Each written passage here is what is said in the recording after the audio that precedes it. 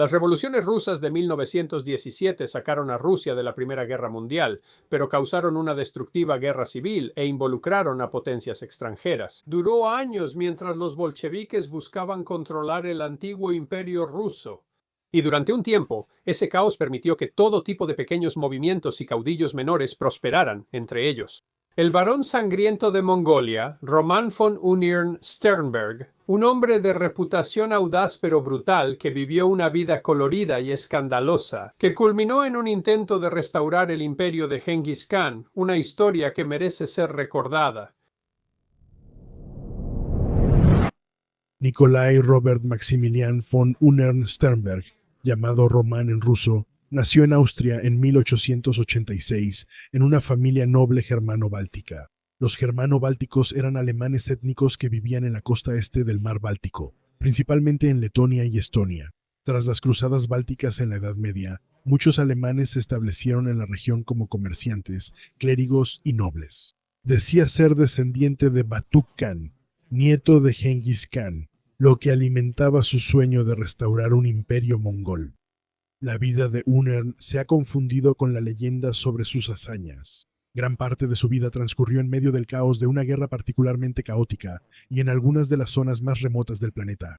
En su libro sobre la guerra civil rusa en Asia Central, Peter Hopkirk escribió: "La verdad y la leyenda del varón loco están tan mezcladas que es difícil saber dónde termina una y comienza la otra.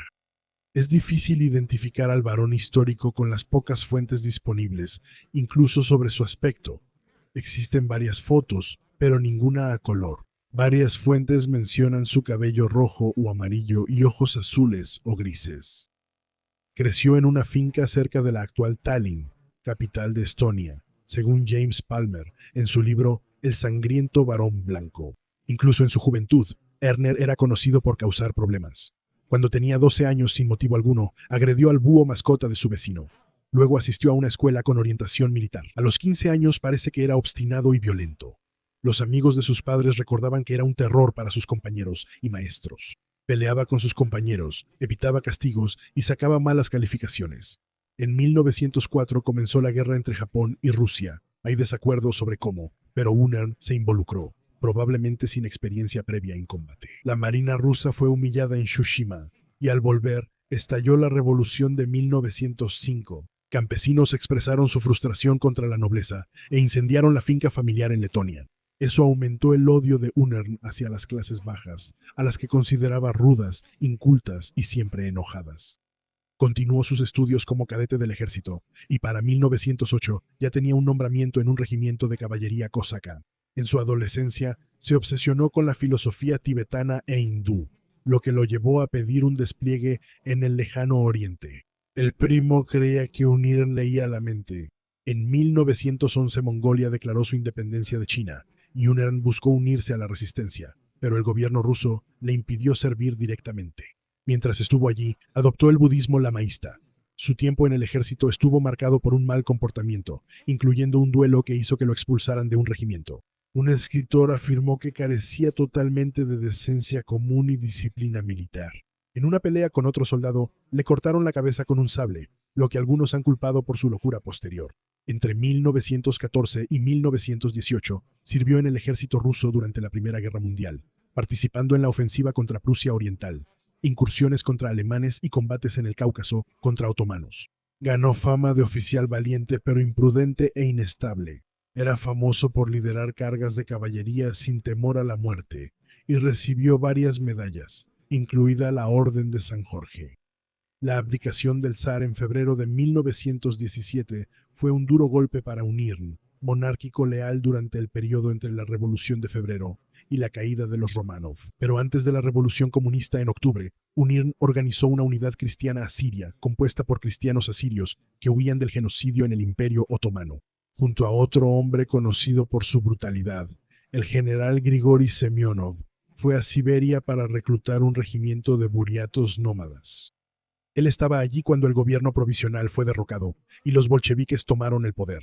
Aunque los comunistas habían acumulado un poder significativo, estaban lejos de ser las únicas personas que querían controlar el destino de Rusia. Y en Siberia, Unern y Semyonov, ambos se declararon a favor del bando zarista, convirtiéndose en blancos. Los blancos eran una agrupación heterogénea de movimientos étnicos, ideológicos y políticos a lo largo de un amplio espectro, unidos únicamente por su resistencia a los comunistas rojos. En el lejano oriente ruso había caos tras las revoluciones de octubre. Mientras los comunistas afianzaban el oeste, los partidos del este se dividieron y recurrieron al bandidaje. UNIRN empezó a idear un plan ambicioso y quizá demente. China ya enviaba soldados a Mongolia, eliminando su autonomía y preparándose para el caos ruso.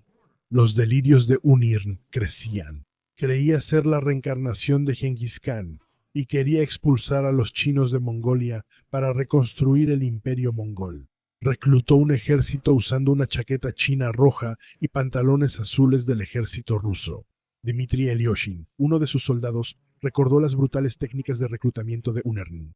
Él examinaba a cada recluta y proclamaba al ejército: «De vuelta al ganado, o liquídenlo». Todos los hombres con defectos físicos eran fusilados hasta que solo quedaban los aptos. Mató a todos los judíos, cientos de personas inocentes fueron liquidadas. En una forma retorcida de budismo, decidió que matar a los débiles solo ayudaría a los muertos, pues se reencarnarían más fuertes. Hay desacuerdos sobre cuántas atrocidades se le atribuyen. Esto viene del libro de Dmitry Ilyushin, aunque hay dudas sobre su relato. Sergei Kuzmin, de la Academia de Ciencias de Rusia, afirma que UNIRN sí mutiló a un médico, pero lo hizo porque éste se negó a atender a un grupo étnico, no por capricho. Kuzmin cuestiona que UNIRN envenenara a los heridos y destaca relatos donde UNIRN ordenó fusilar a un hombre por envenenarlos. Sin dudas había violencia, pero los detalles son dudosos. Japón brindó cierto apoyo a las diversas fuerzas blancas y, según se informa, algunos asesores fueron enviados para ayudar. UNIRN, el ejército de UNIRN, se separó de los Seminov para invadir Mongolia en 1920, aunque su tamaño es incierto. Ilyushin estimó 1.200 y otros 6.000. La mayoría eran rusos blancos y algunos soldados asiáticos locales. Llevó a varios adivinos budistas y a una princesa mongola que era su esposa. Es posible que también tuviera guardaespaldas enviados por el Dalai Lama en el Tíbet. UNIRN avanzó hacia Urga, hoy Ulaanbaatar, sembrando terror. Los refugiados rusos huían ante él como ratones en un incendio. Circulaban historias de sus horrores. UNIRN estranguló a 2 coroneles, azotó a un capitán hasta matarlo e incendió un pueblo tras encerrar a los habitantes. Se decía que asaba a los desertores en una hoguera colgándolos de un árbol, siendo especialmente cruel con bolcheviques y judíos. El 26 de octubre de 1920, UNIRN atacó Urga, pero los chinos, superiores en número y atrincherados, repelieron el ataque. UNIRN tuvo que retirarse y reclutar más gente. Se desconoce el tamaño de su fuerza. Atacó otra vez en enero de 1921. Todavía estaba seriamente superado en número, pero lo compensó haciendo que sus hombres encendieran enormes fogatas en las colinas la noche del 31 de enero. Iba a atacar desde 3 frentes por la noche, pero la artillería tardó y el bombardeo empezó al amanecer. Liberaron al Bodh Khan mongol, o Buda viviente, y continuaron su ataque. En los primeros días de febrero tomó la ciudad. Algunos relatos afirman que UNIRN permitió días de destrucción, pero James Boyd, su biógrafo, dice que UNIRN detuvo el saqueo ahorcando a los responsables.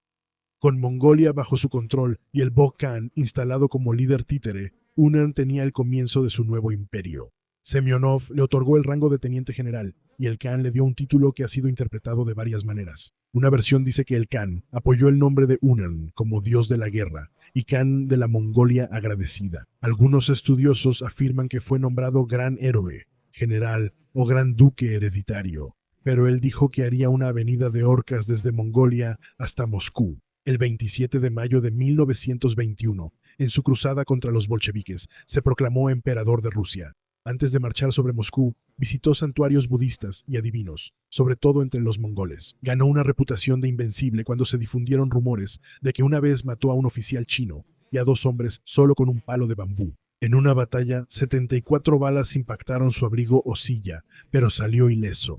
Un escritor polaco presente entonces dice que los oráculos budistas le avisaron a UNIRN que tenía 130 días de vida, y UNIRN aceptó que podría morir. La causa ya comenzó y no morirá. Habrá un gran estado desde los océanos Pacífico e Índico hasta el Volga. El día que se proclamó emperador, Marchó a Rusia y ordenó matar a comisarios comunistas y judíos. Actualmente solo se acepta un castigo, la muerte en diferentes grados. Los ocultistas predijeron la victoria y él aseguró que miles de rojos se unirían a su causa. Pero para 1921, la situación de los blancos empeoró. Fueron derrotados en casi todos los frentes. La mayoría de las fuerzas en Siberia se desvaneció. Incluso las de Semyonov en el este luchaban, y Japón se retiró del conflicto. Las fuerzas anticomunistas en Asia Central colapsaron, al igual que las antibolcheviques en Polonia y Crimea. El inestable régimen de Unirn en Mongolia también le dio una oportunidad a los soviéticos. Rusia había estado observando Mongolia durante años, y Unirn había expulsado a los chinos y desestabilizado la región, lo cual les resultó útil. A petición del Partido del Pueblo Mongol, las fuerzas soviéticas habían comenzado a infiltrarse en Mongolia para debilitar el apoyo al varón. Las fuerzas rojas se estaban concentrando en la frontera. Unirn no logró su objetivo. No hubo muchos reclutas y los rojos estaban preparados. Cruzó la frontera, pero tras varias batallas en junio, tuvo que regresar a Mongolia. Hopkirk relata que estas batallas son raras. En una de 6 horas, la caballería roja fue rechazada y perseguida por los jinetes del varón. El comandante bolchevique fue superior al varón, quien pese a su valentía solía reprobar exámenes tácticos. La caballería blanca cargó directamente hacia una emboscada. Uno de los hombres de Unirn escribió sobre la batalla más tarde que estábamos en medio del bosque cuando los rojos abrieron un fuego mortal. Nuestros hombres cayeron como pasto ante una guadaña. Las fuerzas blancas fueron emboscadas al amanecer. En pánico y apenas vestidos, nuestros hombres huyeron apresurados, relató el soldado blanco. El varón intentó reunir a sus hombres con pura valentía, pero toda la fuerza fue rodeada. Sus hombres se dispersaron, cortando los caballos de sus cañones, abandonando a los heridos y los suministros, y huyendo desesperadamente hacia las colinas. El varón se retiró y realizó otra incursión en territorio soviético, destruyendo una fuerza del ejército rojo, aunque se desconoce su tamaño. No tomaron prisioneros, los capturados cavaron sus tumbas. Las enfermeras rojas fueron entregadas al ejército. Las victorias de Unirn importaron poco porque los rojos capturaron Erga a sus espaldas. Invitado por el gobierno títere soviético-mongol, Unirn solo pudo intentar huir liderando un ejército desmoralizado. Había perdido su sombrero y casi toda su ropa, y en el pecho llevaba varios talismanes mongoles en un cordón amarillo. Sus hombres se amotinaron, intentando matarlo mientras dormía, pero milagrosamente sobrevivió, montó su caballo y huyó.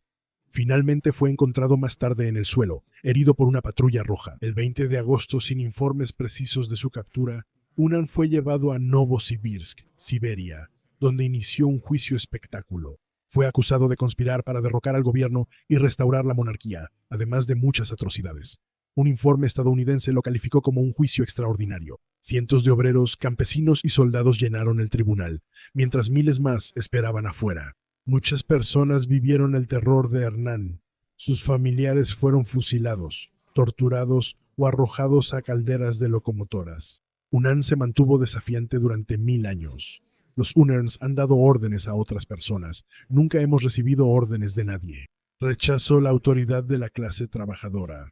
No negó los cargos y dijo que mató porque eran demasiado rojos. Fue declarado culpable y ejecutado por un pelotón de fusilamiento el 15 de septiembre, terminando su breve imperio mongol. Su muerte no pasó desapercibida. Al enterarse de su ejecución, el Bogd Khan ordenó servicios en toda Mongolia. Aunque fracasó, fue relevante en la historia, aunque no como hubiera querido. Su invasión y derrota de los chinos en Mongolia, junto con su brutalidad, facilitaron el control soviético del país. Como dice John Jennings, profesor de historia en la Academia de la Fuerza Aérea de Estados Unidos, Unirn terminó impulsando el comunismo, lo que más odiaba.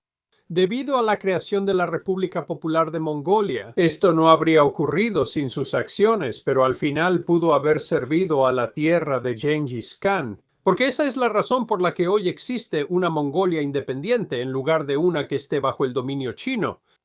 Espero que hayas disfrutado viendo este episodio de El Chico de la Historia. Si fue así, no dudes en darle like, suscribirte y compartir El Chico de la Historia. La historia merece ser recordada con tus amigos. Si crees que la historia debe recordarse, puedes apoyar al Chico de la Historia como miembro en YouTube, patrocinador en Locals o Patreon. También puedes visitar nuestra tienda de productos. Pide un mensaje especial del Chico de la Historia en Cameo